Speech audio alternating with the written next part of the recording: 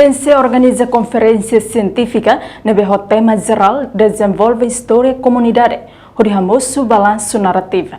Atividade conferência científica na RASIC realiza no Salão Centro Nacional Sega CNC, Bali de Dili. Terça-feira, Lawrence no Loresin Ida Fulan Julho, Tinan Rihun Rua no Loresin Tolo. Diretor Executivo CNC, Hugo Fernandes informa, Universidade de Timor será o que Departamento História Niang, não se menos historiador. Então, a iniciativa Hirakne, bele documenta arquiva, não é memória Timor Niang la bele lacon. Então agora, a Universidade de Timor, lá é o Departamento História, e está curando a Lima, menos a Lima de historiador. Então, iniciativas também tem que considerar a iniciativa a tu documenta, a tu arquiva, a memória também para ver. Enquanto Ministro da Educação, Ciência e Cultura, José Honório da Costa Pereira, e no discurso dele, quer que história é importante. No nessa Timoron tem que for contribuição, não tem que tal Timor na história. Hololos e hanya fatin.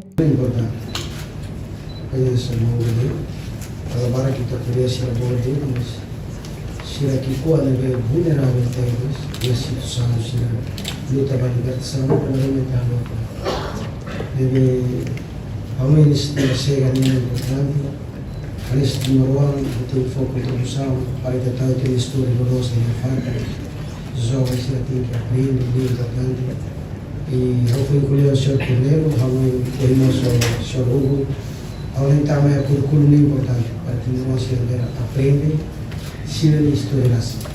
Matéria que nós tem que querer ter história bem importante.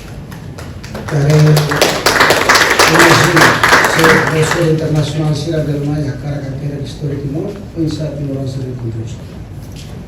Então tem que estar a história. A mãe o diretor executivo, Mamudo. Conferência na RASIC participa máximo os estudantes da Universidade Sira, professores internacional. Inclui a estrutura ciência RASIC. Reportagem Febriana dos Santos, Serlia Rádio Televisão Timor Post. Janela Informação, bem roto. Atual informação atual dia Clio, que está luha. Anehan botão subscribe, like, halo comentário no Fahatutam ba mídia social Hotu.